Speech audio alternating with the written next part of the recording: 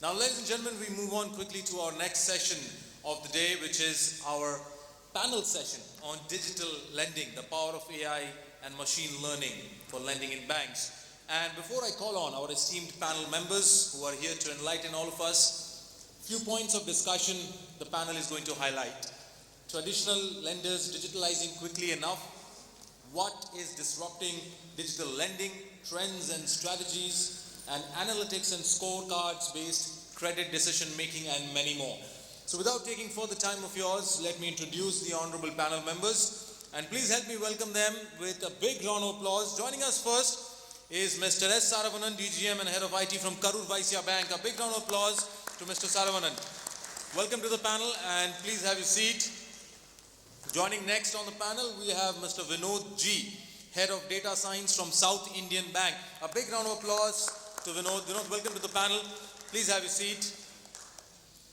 Joining next, ladies and gentlemen, on this panel, we have Dr. Sourav Dutta, Executive Director IT from IDBI Bank. A big round of applause for Dr. Dutta.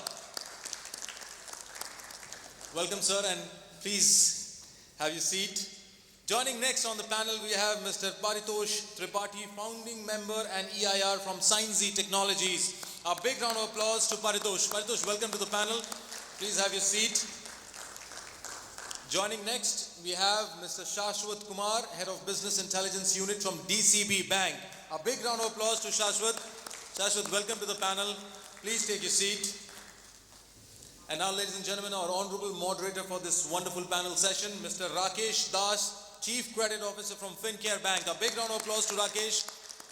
Rakesh, welcome to the panel. And we have a very, very powerful and esteemed panel here. So all over to you, Rakesh. Looking forward to a great session. Good afternoon, everyone.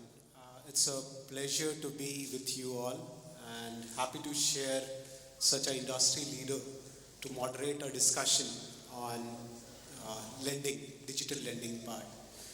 So since morning we have been listening to various presentations and panel discussion, and every panel discussion has some key takeaways. And while I was listening to them, I was just writing few of them. So I'll just take 2 minutes to introduce, and then I'll definitely introduce you to my panel members to enlighten all of us with their experience. So the first panel, the line which came to my mind was, we are a fintech with banking license, and which is very much true. It has a very deep meaning when we talk about that we are a fintech with banking license. Then second, it was told that data is the new currency, and I truly believe that data is a new currency now. The third is how AI and ML is bringing revolution in the entire banking space. And with these three major lines, what I would do is I'll touch upon one very important but a small portion of banking, which we call as lending. And as we all know that traditionally we have been a banker which used to see lots of documents to approve or decision any cases. So what we will do is we will run you through the journey of our evolution from a traditional way of underwriting to a database underwriting, and we will try and cover that what are the factors which are influencing the data science, which is helping in accuracy in the decision-making process. The second is how we are posing the benefits and the challenges that we had while we are underwriting our customers through a lot of data, how we are dealing with these risks and challenges that are faced not only in operational front but also in regulatory form, because RBI comes every now and then and asks a lot of questions on the integrity of data. So that's why they are very particular in the sense that whatever data that you are presenting or whatever reports that you are submitting to RBI, those are automated or not. So I will be touching upon all these things. So thank you all for coming, taking your time. So what I would do is I will ask Vinod, if you can just touch upon that, how this entire data science and AI ML is actually putting a lot of revolution in credit underwriting front. If you can share your experience around that. Sure, thanks. I'm audible, right? I think, one of the earliest adopters of AI and ML, I have always felt, were the banks and the financial institutions, compared to the other industries. Now, of course, you have the retail segment also, which has really caught up and gone miles ahead. Literally every industry has.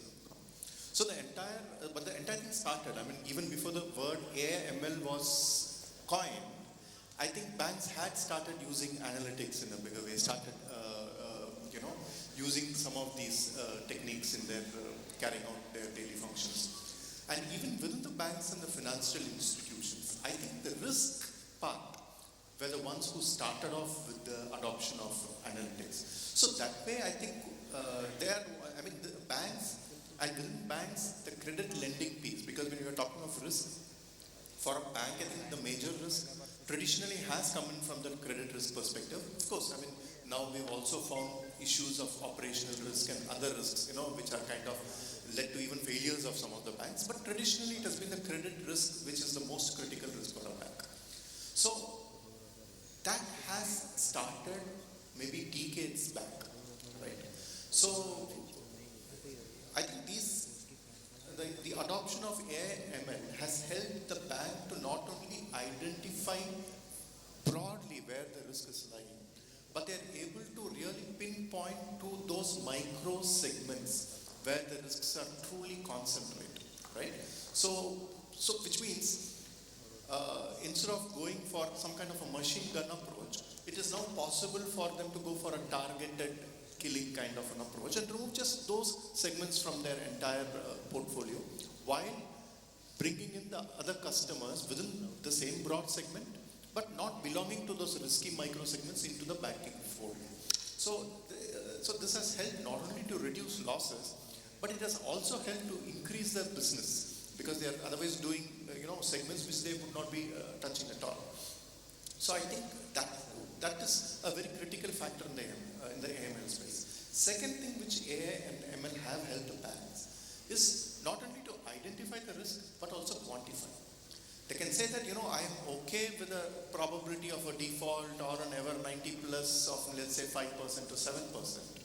They will actually identify those micro segments, saying that this is at around 8, 10%, this is at around 15%, this is at around 2%, 3%, and therefore price the risk also accordingly, right? So which means, instead of giving a single rate to all the customers, based on the risk levels of each of the customers, you are actually able to give the right rate of interest.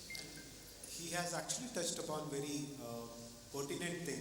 If you are dealing with regulators, they always talk about risk-based pricing and how you are differentiating between a borrower A to borrower B. And I think AI ML is playing a great role in differentiating who is a better customer and who can be priced at what range. So thank you Vinod.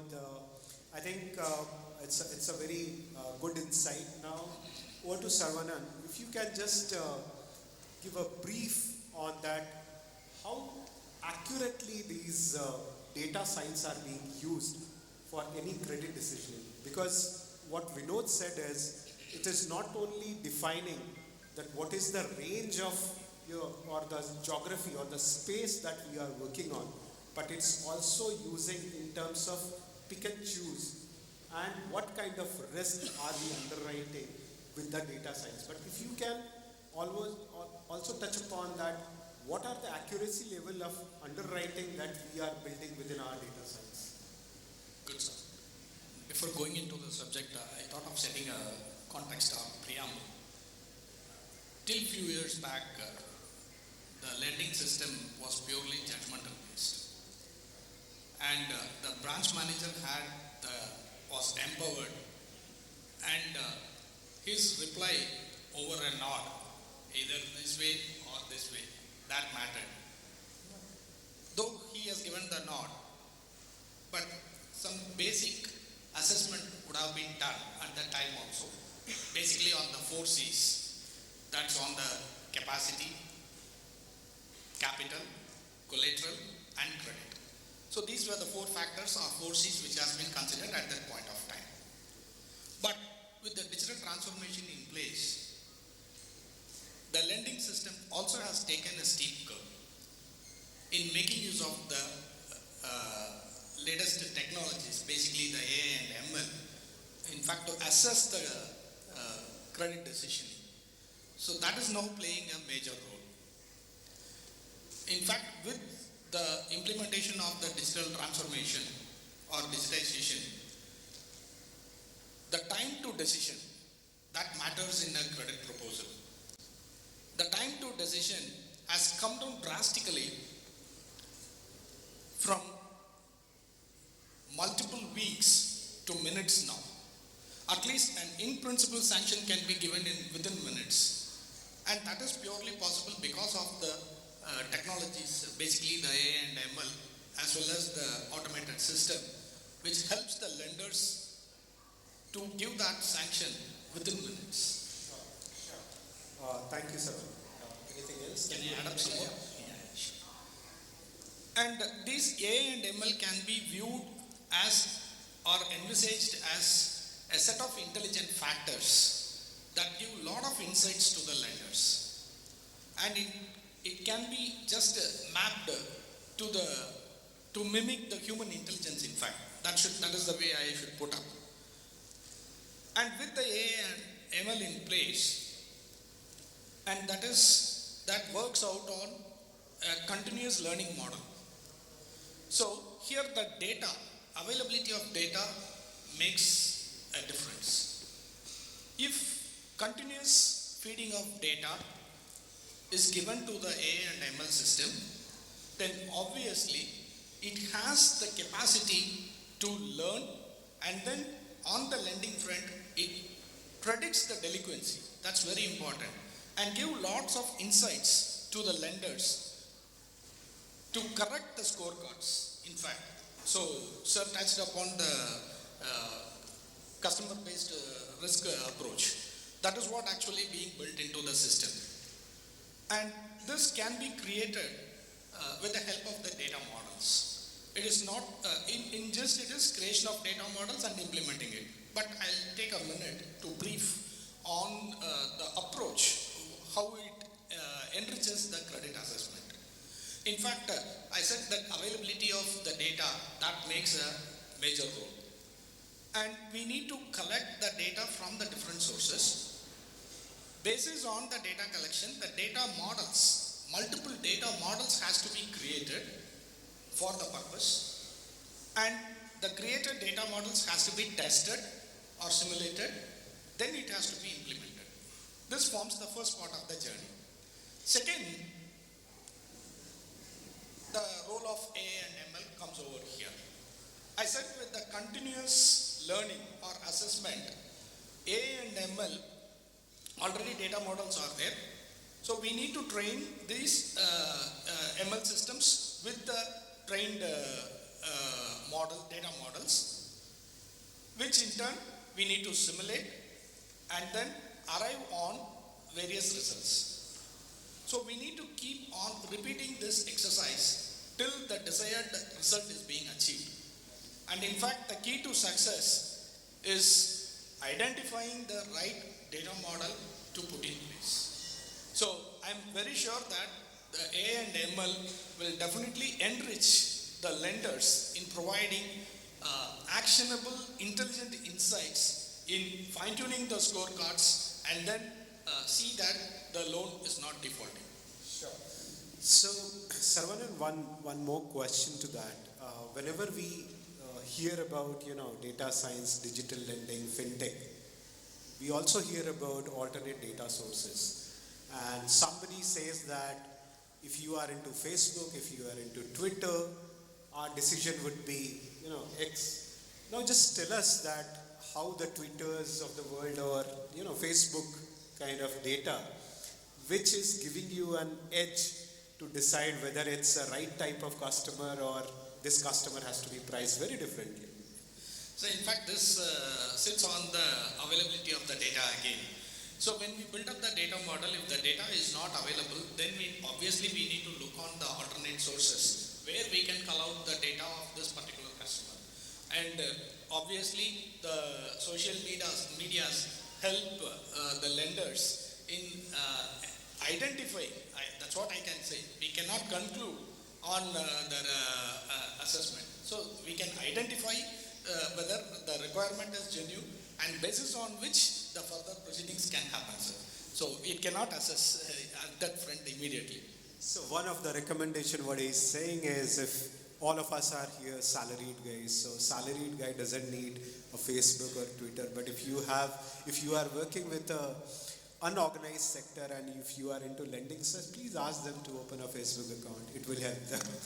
But this is on a lighter note. But Paritosh, I'm coming to Paritosh. Paritosh is a industry leader and is hosting a lot of data science in terms of getting a lot of TAT issues and being competitive in the lending world. He is putting a lot of effort.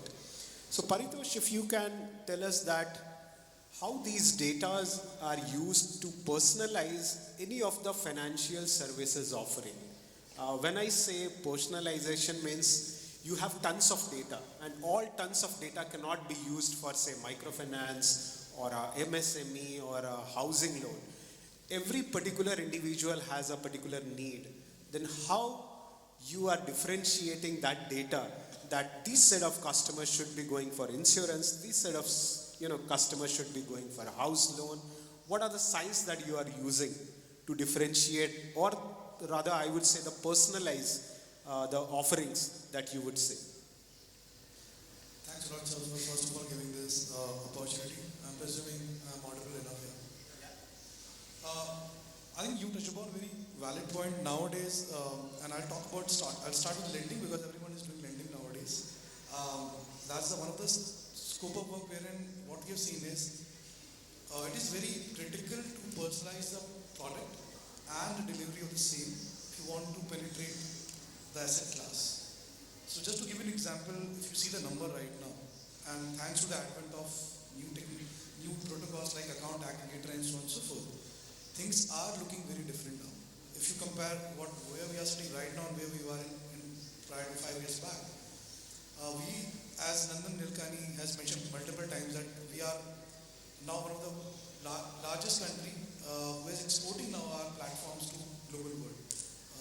And I will not digress much, but from data poor country to data rich country, the evolution that we had in just last 10 years, it is remarkable. And now, if you see, irrespective of the use case, either it's insurance, lending, investment, or payments, few things are common. The identity rails are common. What we have done is, we are leveraging all the India stack that is already out there. Over the top of it, we have created a lot of propensity scores for lenders, for insurers, for investment, AMCs to underwrite. Just to give an example, the image that you see on Aadhaar, where DigiLocker or Aadhaar OKYC, we already have a dedupe chip by which we underwrite, and it is one-to-one face matching that we do at scale to decide that are we underwriting to somebody who is ability to pay or intend to pay basis his past records. And I'm talking about an alternative data. I'm not talking about the credit scores which is being done by almost everyone under the sun right now. I firmly believe even the big banks in India, they are currently leveraging us on the same sort of lines, wherein they already have a data, because as a company, RegTech company, we don't store too much data because we are sacrosanct that we don't see any data. So we need to sort of create our layers, our platform over the top of the bank's data.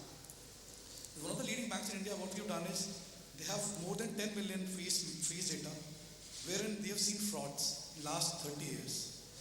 They have historically taken those data, and now while we are giving any sort of a banking product, irrespective of the liability side or the asset side, we hit that API to do a one-to-one matching in a real time to give a score. Like any other technologies, AI and ML is also evolving. Now, after we are seeing this huge amount of disruption after ChatGPT, but still I believe, as other panelists did share their views on it, we are still on the early days to leverage these platforms in a very, I would say, productive way. But if you talk about face match, liveliness, video KYC, I think we are one of the largest I would say, nation wherein we are seeing huge amount of STP, straight through process, because of these AI/ML technologies. Just touching back to the second point, whenever somebody is applying for a loan or applying for insurance, data personalization and some sort of a customer experience is very important. And how you can facilitate it? You can only facilitate it, as mentioned by Sir in earlier thoughts. It has to be done in multiple ways. So, as he has touched upon social media. So if let's suppose Paritosh is applying for a loan, and I'm starting my own company, and I may not have a GST. Correct? So there's a different segment for a proprietor who may not have a GST. Is a very different task to underwrite. How would you do that? Every banker across all the events are asking the same question: that hey, how would I underwrite an agriculture farmer who's sitting in a tier 4 city, and they're applying for a life insurance, and there's no data footprint for that person. So there are few problems that still needs to be solved. We are not saying that we have solved everything, but at least for those parameters which is already out there in the market, for example, underwriting somebody with LinkedIn data is very crucial. Because nobody lies too much on the LinkedIn because that's a public space. While underwriting somebody on their Facebook, Instagram is secondary. So just to share one more sort of insights with you, while we are working with few PAPG players as per the new RBI guideline, what we thought is nowadays a lot of folks are selling on their own Instagram channels. And how would you decide an MCC code on an Instagram channel?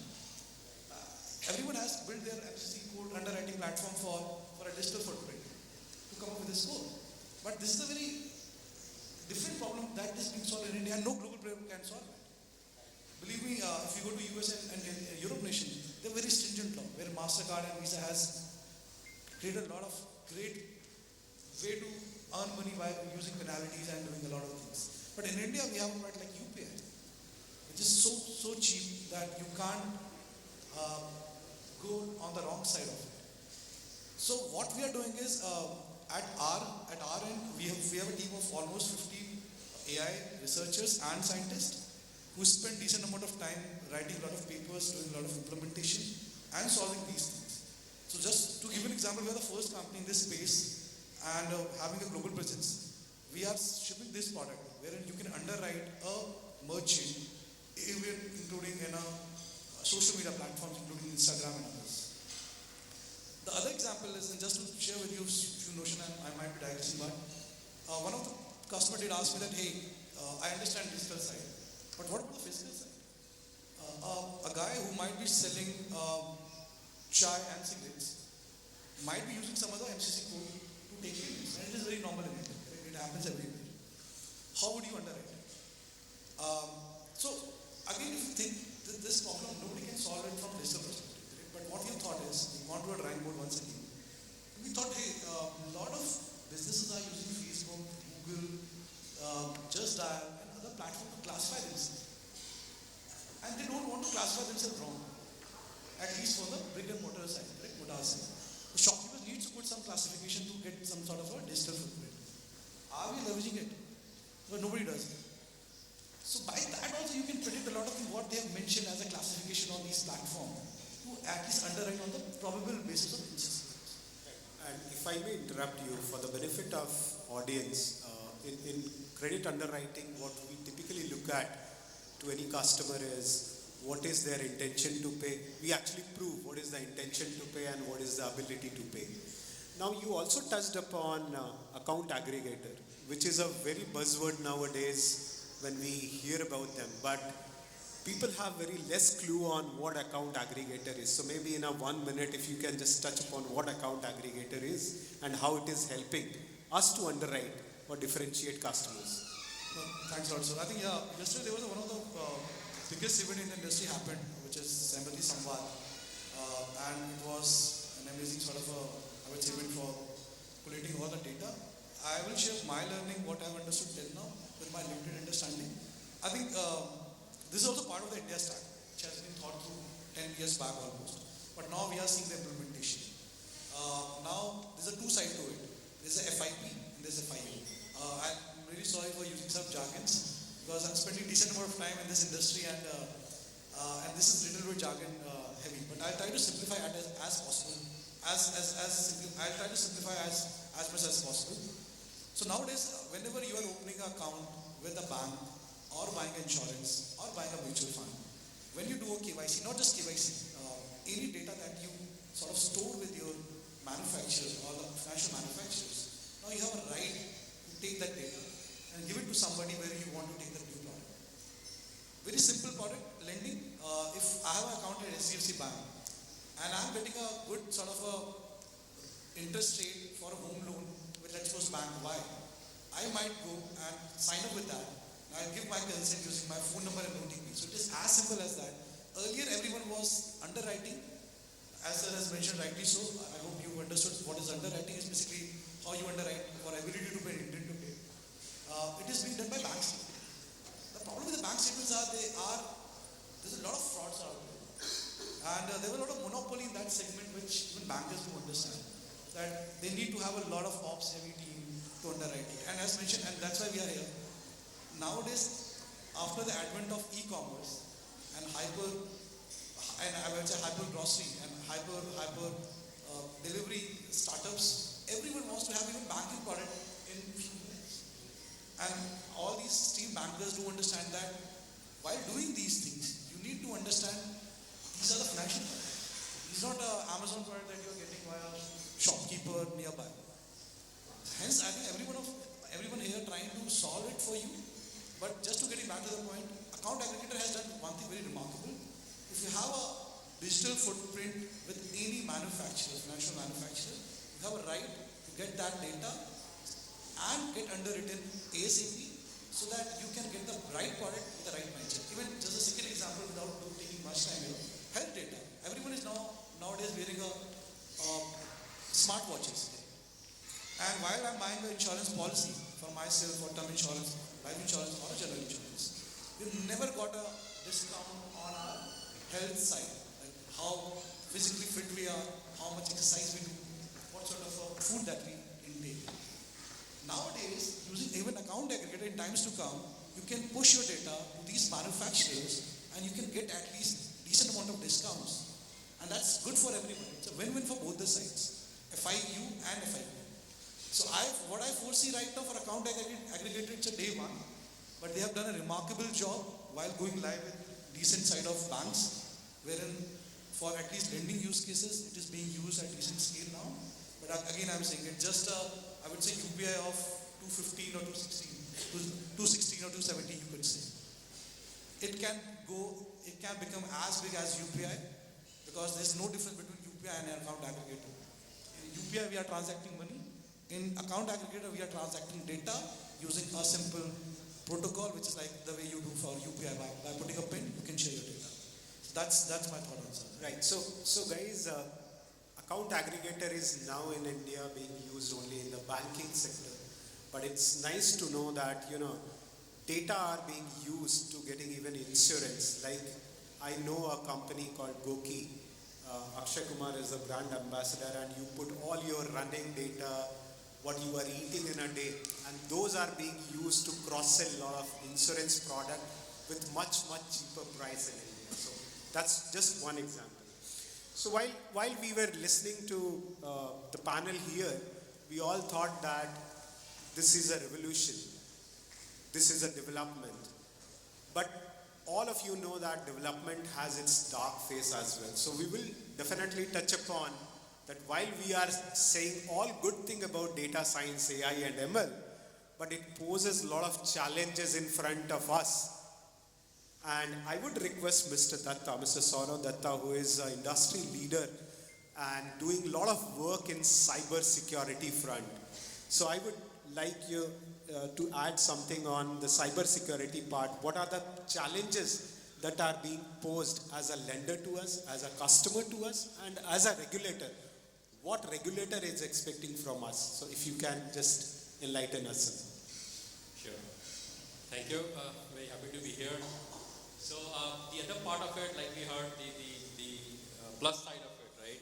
The other side of it is that this glut of information or the data which is there lying there in the open is quite dangerous, right? So recently, in fact, there's a lot of initiative, and recently today morning itself there was a launch of Data Security Council of India. We launched the banking sectoral privacy guide. That is something that every bank has to look into. It's pretty elaborate and exhaustive. So the thing is that the privacy, the concept of privacy and security goes hand in hand. Privacy, data privacy was not, I mean, people knew about it, but they don't practice it. I mean, how many in your room, in this room, have shared your SPI or sensitive personal information or PII, personally identifiable information, to anybody on WhatsApp? Anyone sharing data on WhatsApp, for example, Aadhaar card or, yeah, me too, okay, I also shared. So don't feel shy. So people here, I mean, it's a sad state that we understand that it's not supposed to be shared, but at the end point we relent, right? So that is something that we have to be aware of. So one side is that you need to be very careful of what you share on the public domain. That's very important. Based on that, multiple things can be done. It can be on the plus side or on the minus side. Depends on who's accessing it. There have been a lot of breaches also, which also takes away your data and being used in somewhere in a different format and different platform. From a banking perspective, it's of absolutely paramount importance that the customer data is secure. If you look at any bank's ecosystem, there are about 200 to 500 applications floating around in the ecosystem. And believe it or not, about 20-30%, maybe 40 of maybe 100 applications might be duplicating the data. Unbelievable, right? So, and same data, same customer data is getting repeated there, repeating here, all of that. Similarly, if you look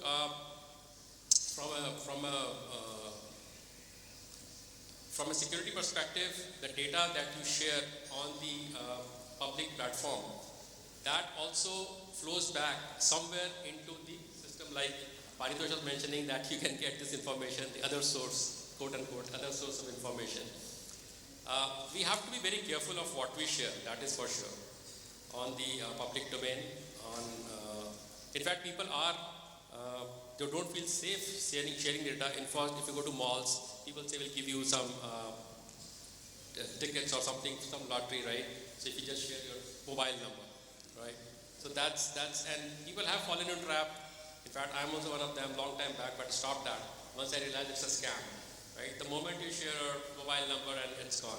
So in fact, recently, yesterday only, there was a news article that says that government of India is trying to restrict people in a small market area where people have to buy groceries. They have been asking that the bill cannot be generated unless you give me your mobile number. Unbelievable, right? So they're just collecting the mobile numbers, and based on the mobile number, they're building the profile. So this is one of the very important information is a mobile number. So that has to be very, very personal. So what I'm trying to say is that from a security perspective, from a privacy perspective, we as Indians, we need to be very, very careful. From a development, from an application perspective, all the AI. So AI is nothing new. AI was first talked about in 1960s. The first research paper came out in 1960s. Then you had rule-based systems. ML, machine learning, is part of AI to the same umbrella. Machine learning is basically based on artificial neural networks, right? And how the human neuron is simulated as a perceptron, and then how they're, this is basically it's very simple. It's just it's an add engine basically. That's how it works. Very simple. But how you train it, there's two classes of it, supervised, unsupervised. But then again you have a deep learning, which is a level below that, in which the certain areas, the certain columns are invisible to the processing. The weights are automatically assigned to that particular layer. So you have all those convolutional neural networks is one of them. So all of these require data. What I'm telling you is that all of these, we talked about models, all of these models require data. Unless your data is correct, your model will never be correct. So at one side, we're talking about there's a glut of data. You have 10 terabytes of data getting generated every second, right? Facebook, Instagram, wherever. But look, we cannot use the data. For any banker, for example, any vendor we call in, they want to access the production data, which cannot be given, right? And it's a direction not only from the regulator. You know, RBI is one of the best regulators. I mean, arguably one of the best regulators currently, right?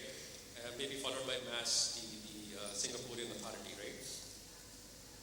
And so these concepts are not only to be discussed, it has to be practiced. So unless each of us understand that the security is just a state of mind, unless you practice it, unless you realize what you're doing, things will happen. Somebody will just say that your bank account is going to go dead in 5 minutes unless you submit a KYC, right? And somebody will say that your electricity, very, very convincingly it will come. The phishing level has gone to such a high, to such a sophisticated level that it plays on the human psyche. Look at UPI. UPI is one of the technologically very sound systems ever developed, right? Based on the aims and then both sides. It was a single channel thing, then it got bidirectional, and that's why we call it UPI. And there is no scope of doing any frauds on UPI, right? Technologically. But you have n number of frauds going on. And those frauds are basically the phishing frauds which are happening. And the phishing frauds are evaluated to next level. So you have something known as the tunnel phishing, which is happening now, right? So those new levels of phishing activities are also happening, where the IP is not, you cannot get the IP. So IP is hidden. But your tunnel phishing is basically you restrict the IP instead of going to a DNS, directly go to the host. So those things are there.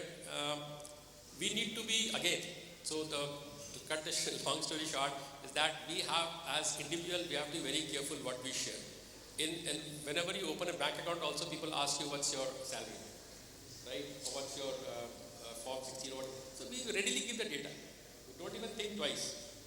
Okay, it might be 10-20% less this side. It's always on the less side. You try to always tend to give a less number to be on the safe side. Okay, take it. Somebody is getting 50, you'll say 30, something like that. But you can guess, this is somewhere in this range. And we don't even think twice by sharing the data.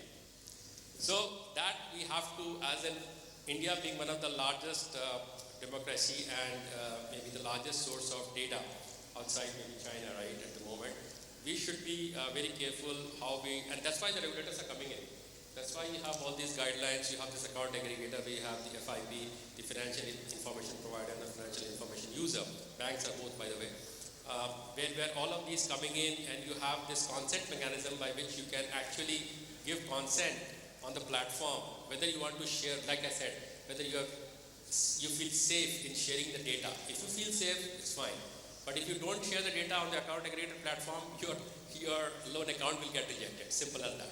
So it's one side it is that if you feel safe, if you want a loan, you have to click yes. Okay, so even if you feel unsafe, you have to click yes.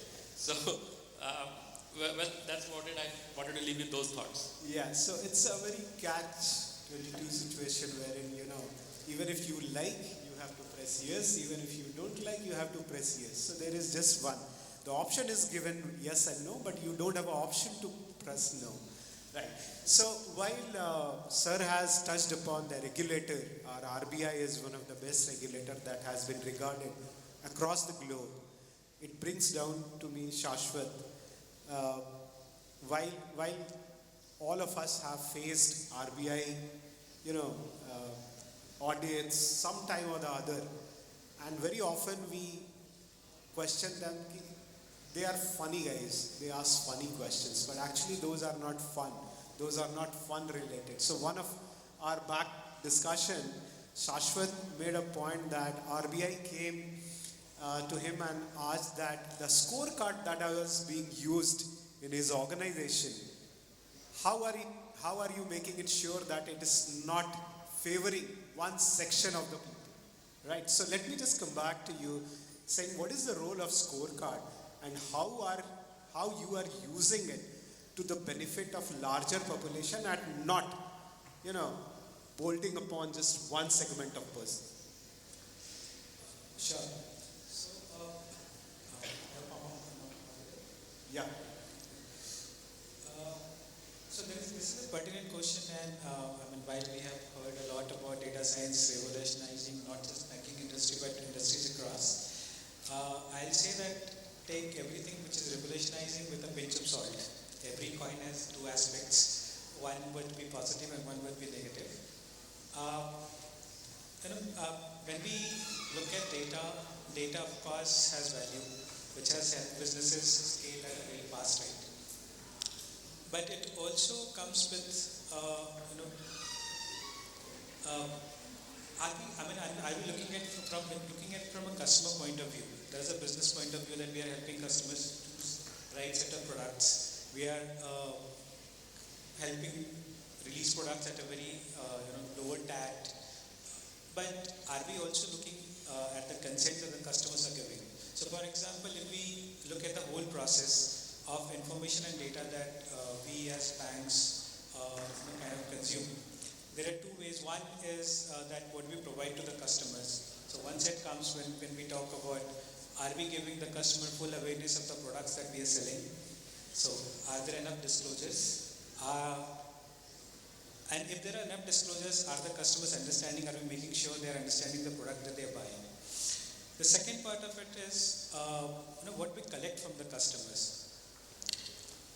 Right now, if you look at the forms of any assets, you would see, there are 50 pages of documents that come in, and the information that we collect, most of it is not even used, but we do collect that as data points. So I think one of the first filters that we should look at is what is the need of this information? Is it going to help us at all? Second thing is, if we are taking it, do we have consent of the customers? We have heard about a lot of alternate data use cases here, but when a customer goes on Facebook, has he given a consent for using the same data for providing credit to him? If not, should not we take a consent before we are using it? While there is of course a use case when we are looking at expansion into rural areas, and that's where we are looking at next 10 million or next 100 million customers to come to banking industry. It could be a good use case, but that should happen with consent of the customers.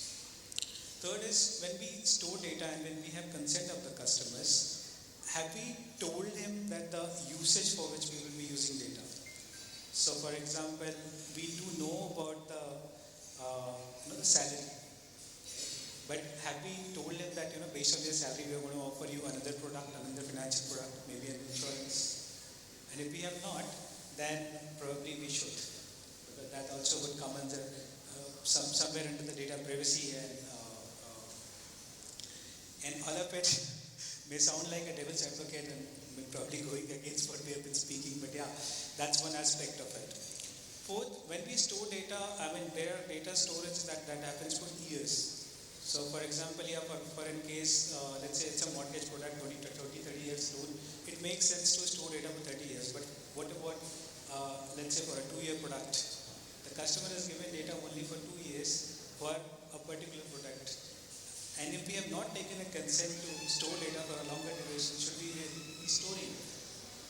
So these are the pertinent questions that's around data privacy that comes into picture. And when we use this data, so this is all around data. When we take this data and start using for use cases, and we use AI and ML, which is of course helping in a lot of scenarios, but these AI and ML models are also not error-free. There are multiple sort of biases that they come with. So the example that RBI asked me about, there are challenges that we do. For example, if we have automated a model to self-recalibrate it, if there is a particular bias that has happened in the sample, then it will continue extending on that bias. So for example, let's say a particular age group in the sample that we have has defaulted more, and if we are not overseeing it as a policy, it will continue giving that segment a lower score always. So the ways to mitigate all of this is to keep looking at these or keep evaluating these policies, have an unbiased view, get it audited. And that should be a continuous monitoring process. I think that's the way to go about it. Thanks, Shashwat. So I think this also answers our question that why RBI keeps on coming with a lot of these guidelines.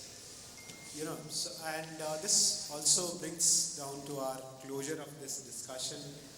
I hope this might be useful to you all. And at least one thing I could say that next time when somebody is asking you a copy of Aadhaar, you would think twice after this session. So thank you very much. Now we are opening the floor for any questions that they would like to have. We would be happy to answering those questions.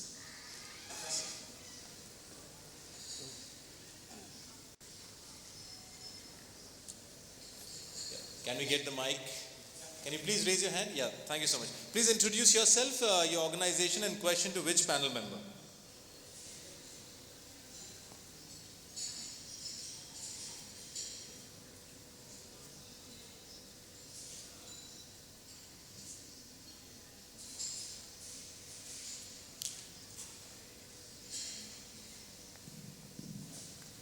Thanks. My name is Deepak Malik. I'm from Yes Bank. So I heard one of the panelists telling that time to decision or like digital lending, like decisioning time has come down from, let's say, number of days to number of, let's say, minutes currently, right? So what is stopping, let's say, almost all the banks in committing this shorter turnaround time for sanctioning of loans? Reason they, because like if any bank you see their terms and conditions in the loan application, they say that we will decision the loan, let's say, within 2 weeks. Or let's say if the amount of loan is, let's say, more than 25,000, more than 5 lakh rupees, then we say that we'll decision the loan within 4 to 6 weeks, right? If we have already been harnessing the power of digital lending, right? We have started making use of various BREs, AIs, MLs and everything, right? Then why are we, let's say, hard pressed not to commit ourselves to the common man? So one of the major reasons of not giving the exact time, right? So the question, if I understand correctly, is that even if we have a very short turnaround time, we are still saying that it will take X amount of time to come back to you. That's because of, you see, for the state through processes, 95% of underwriting would happen automatically. For the remaining 5%, right, that would go through a manual process, but that might take long. So in order to keep cover the complete spectrum, this legal clause is put in so as to cover the bank or the lending organization who is doing it. So if you can add to that, I'll tell from my experience. Last year we had launched, in South Indian Bank we had launched what is known as the pre-approved personal loans, and this kind of product I'm sure is available with most other banks also. So that's a process where it's totally app-based. So the customer goes through the app process, and by the time he finishes the process, the amount is credited into his account, right? So that kind of, so where the TAT is actually seconds, forget about even a day or maybe even a few minutes, it's a question of seconds. In fact, when we launched it, there were a lot of customers who were excited, who wanted to see where the process is going to lead them. And at the end of it, they were petrified that they got the amount in their account. They came rushing back to the branch saying that, "Nay, I was just testing it out. Can you take the money back?" I said, "We'll be very happy to do it. Probably we'll charge a small prepayment premium." So that is also happening. In the other retail loans, like let's say a mortgage loan or an auto loan, especially where it involves another entity, like it could be the builder or it could be the developer or it could be the auto dealer. That is where I think there is a link breakage, and therefore the process takes a break, goes through a manual leg and then becomes digital again. But we'll very soon face a situation where the customer is going to demand integration of the databases or the processes with even those, with those entities. And for the customer, the whole journey of getting a car or the whole journey of getting a house may soon become a very quick kind of a process. We are years away from that probably, or maybe months, but we'll get there. Thank you so much. Do we have any other question from the floor? You can raise your hand and you can direct the question to the panel member. Any questions? All right then. Ladies and gentlemen, a big round of applause for this wonderful panel here. And I would request the panel members to kindly be on stage. And I would like to call on stage Mr. Vinesh Shah, Chief Business Officer from Craft Silicon, to kindly do the honors of felicitating this wonderful panel of experts. Vinesh, thank you so much for doing the honors. We'll proceed first with Mr. S. Saravanan, DGM and Head of IT, the Karur Vyasa Bank. Thank you so much, Mr. Saravanan, for your wonderful contribution in the panel session.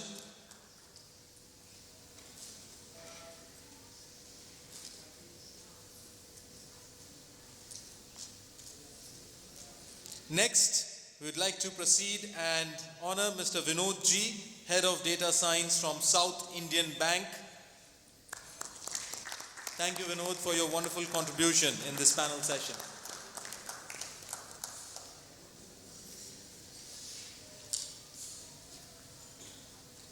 Next, we proceed to honor Dr. Sourav Dutta, Executive Director, IT for IDBI Bank. Thank you so much, Dr. Dutta, for your wonderful contribution in the panel session.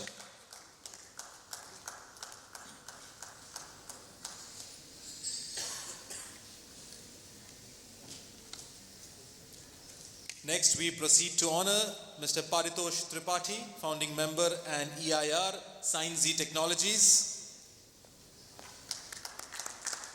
Thank you, Paritosh, for your wonderful contribution in the panel session.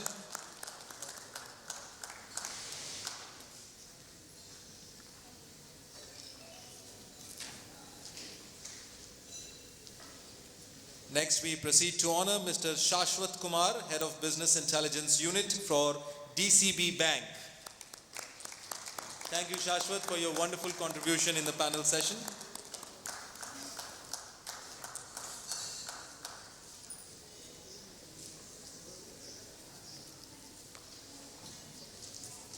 And finally, our honorable moderator, Mr. Rakesh Das, Chief Credit Officer for Fincare Bank. Thank you so much, Rakesh, for wonderfully moderating the panel and for your contributions in the session.